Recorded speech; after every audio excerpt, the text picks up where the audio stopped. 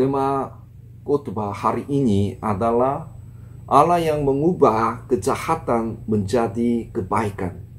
Allah adalah Tuhan yang mengubah kejahatan menjadi kebaikan. Oleh karena itu, ketika kejahatan datang kepada saya, Anda tidak perlu takut atau terkejut. Ketika situasi buruk mengelilingi saya, juga ketika orang jahat, makmur dan baik, mereka tidak boleh iri atau marah.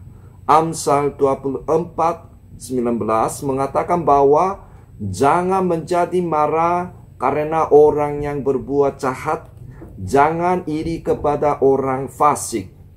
Bahkan Tuhan menciptakan kejahatan. Yesaya 45 ayat 7 mengatakan bahwa yang menjadikan terang dan menciptakan gelap, yang menjadikan nasib mujur dan menciptakan nasib malang. Akulah Tuhan yang membuat semuanya ini. Di sini kata-kata aku menciptakan nasib malang harus diterjemahkan dengan benar ke dalam kejahatan. Kemalangan harus diterjemahkan ke dalam kejahatan dalam bahasa Ibrani asli Alkitab.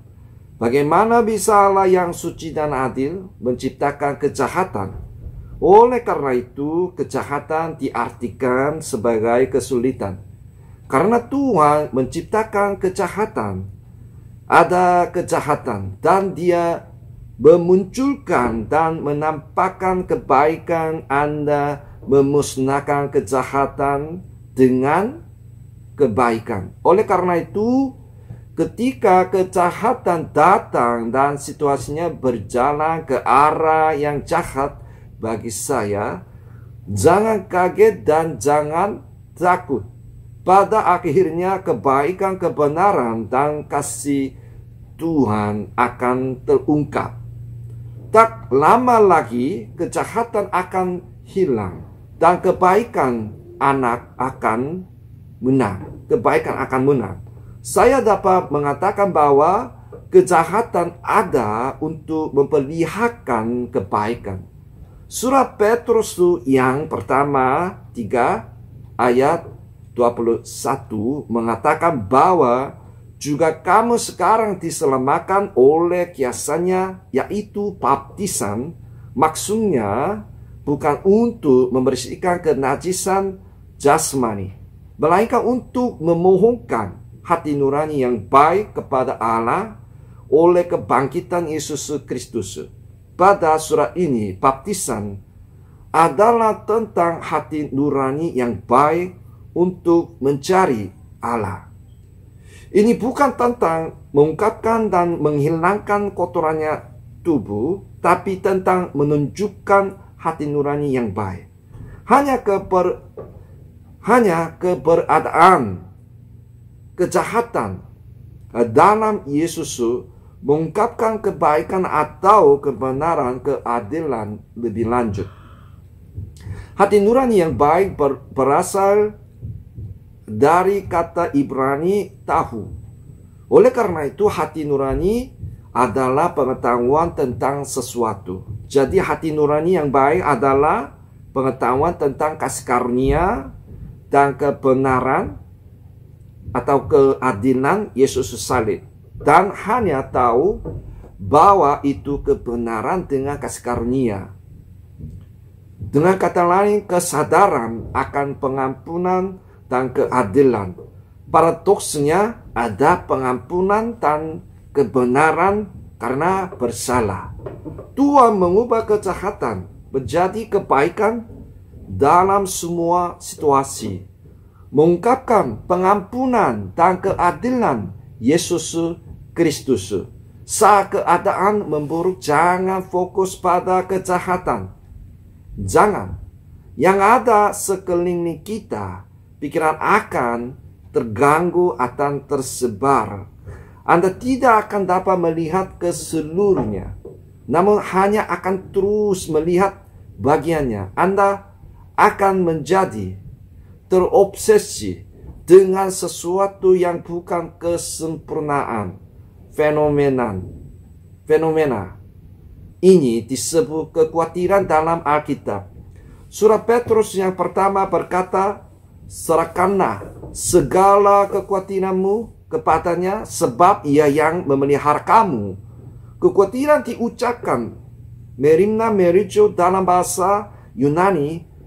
Nama merimna merijo berasal dari bahasa Yunani yang berarti berbagi menjadi bagian-bagian dan potongan-potongan, bukan seluruh bentuk atau keseluruhan.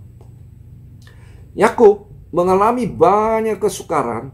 Awal penderitaan itu terjadi karena Yakub telah mengambil haknya untuk menipu dan memberkati saudaranya. Yakub dan Esau telah menerima janji dari dalam perut sebagai kembar bahwa yang tertua akan melayani yang kecil. Oleh karena itu, sebagai anak kecil, adik Yakub harus tegas percaya pada kata-kata janjinya dan mencoba untuk diberkati dengan jawaban iman. Akan tetapi Yakub merasa tidak beruntung untuk mendapatkan restu karena dia bukan anak sulung. Dan dia berpikir bahwa dia tidak akan mendapatkan berkat jika dia tidak menipu saudaranya. Yakub sendiri bukan anak sulung, dan situasi yang ayahnya Ishak coba memberkati Esau dianggap sebagai kejahatan bagi Yakub sendiri. Situasi yang ayahnya Ishak coba memberkati Esau dianggap sebagai kejahatan bagi Yakub sendiri. Pada awalnya dia tidak tahu bahwa Tuhan adalah orang yang mengubah keadaan yang merugikan atau jahat menjadi baik. Itulah mengapa mereka tidak mencoba mengalahkan kejahatan dengan kebaikan. Mereka mencoba mencapai kebaikan dengan kejahatan. Trik dan penipuan Yakub jelas merupakan kejahatan yang dihadapinya. Kita dapat melihat bahwa tipu daya dan tipu muslihat Yakub ditangani secara menyeluruh dan berubah menjadi iman yang menyerahkan segala sesuatu kepada Allah. Ini sama seperti Abraham, nenek moyang Yakub yang memberikan Ishak dan lulus ujian untuk menyerahkan diri sekaligus. Yakub juga menunjukkan berikutnya kesengsaraan Yakub dengan menyerahkan Benyamin, anak terakhir dari istri tercintanya Rahel. Jadi kita lihat bukan hanya tentang situasi jahat atau kejahatan yang kita hadapi, tapi juga untuk menunjukkan kebaikan di hadapan Tuhan. Oleh karena itu kita semua harus bersyukur dan bersukacita dalam iman, melihat Allah yang akhirnya mencapai kebaikan daripada berfokus pada atau mempertanyakan kejahatan yang datang kepada saya. Kejahatan juga akan datang pada Yusuf. Teks yang ada hari ini, saudara-saudara itu mencoba membunuhnya, dan mereka akhirnya mendapat 20 perak dan menjualnya sebagai budak. Yusuf tidak pernah membenci saudara-saudaranya meskipun ia disukai oleh ayahnya Yakub. Yusuf sangat terkejut dan menganggapnya musuh bebuyutan seumur hidupnya. Dan situasi ini layak untuk menggunakan pisau balas dendam. Tapi tanpa kejahatan ini, Yusuf tidak bisa pergi ke Mesir atau menjadi Perdana Menteri Mesir berikutnya. Yusuf yang dijual sebagai budak menjadi penjaga rumah itu setelah bersusah payah di rumah Potifar, seorang pegawai istana Firaun. Dia berada di posisi yang mengatur segalanya kecuali istri Potifar. Namun saat menahan godaan dari istri Potifar, dia dijebak dan dipenjara. Ini juga jahat. Jahat. Namun dalam keputusasaan mutlak dipenjara, kepercayaan kebangkitan yang menghidupkan dan menyebabkan orang mati hidup, seperti iman Abraham, Ishak, dan Yakub yang hanya percaya kepada Allah. Yusuf keluar dari penjara dan menjadi Perdana Menteri Mesir. Menjadi kuasa atas seluruh tanah Mesir, menandakan bahwa Yesus akan naik ke surga dan duduk di sebelah kanan takhta Allah. Karena Yusuf masuk penjara, ia bisa bertemu dengan seorang pegawai Raja Mesir di penjara. Menafsirkan mimpinya dan kemudian menjadi Perdana Menteri Mesir. Dan dengan menjadi Perdana Menteri, Yakub dan keturunannya memperoleh tanah yang paling luas dan subur di Mesir, tanah Goshen, di mana mereka mampu melindungi kehidupan keturunan Yakub selama 7 tahun buruk, tumbuh dan berkembang dalam skala satu bangsa. Silakan baca teks Alkitabnya nanti. Setelah kematian Yakub, saudara-saudara Yusuf takut akan pembalasan atas kejahatan mereka di masa lalu, dan mereka datang kepada Yusuf membungkuk dan meminta pengampunan sambil menyebutkan wasiat ayahnya. Bahkan saat pertama kali bertemu sama-sama dengan saudara Yusuf juga sudah memberikan ampunan sebagai tanda pengampunan Yesus dengan memaafkan saudara-saudaranya. Itu adalah kejahatan bagi Yakub untuk berpihak pada anak-anaknya. Sebagai seorang ayah, saudara-saudara merasa iri dan tidak akur karena pilih kasih. Namun di antara saudara-saudaranya, Yehuda yang di masa lalu ingin menjual Yusuf sebagai budak berkata bahwa ia akan menjadi hamba untuk Benyamin, adik kandung Yusuf.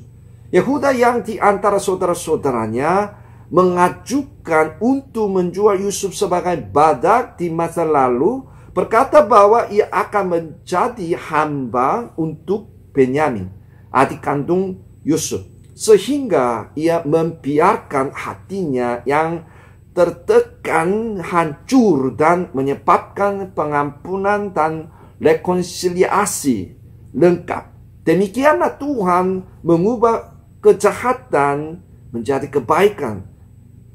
Tuhan mengubah kejahatan menjadi kebaikan. Karena itu kalahkan kejahatan dengan kebaikan. Bacalah Roma 12 ayat 21. Daripada mengatakan dan melakukan hal yang mendesak karena takut akan kejahatan, mari kita percaya pada firman dan mematuhi.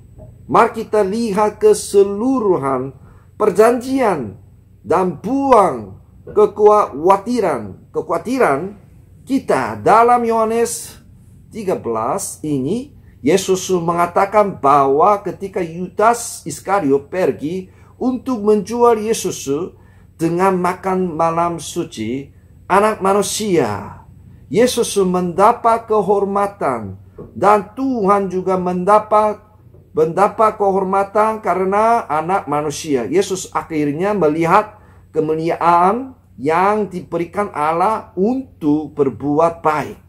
Oleh karena itu, ketika kita menghadapi kejahatan, kita berharap memuliakan Allah yang akan berbuat baik seperti Yesus. Tuhan memberkati. Saya mengasihi Indonesia, orang-orang Indonesia dalam nama Yesus. Amin.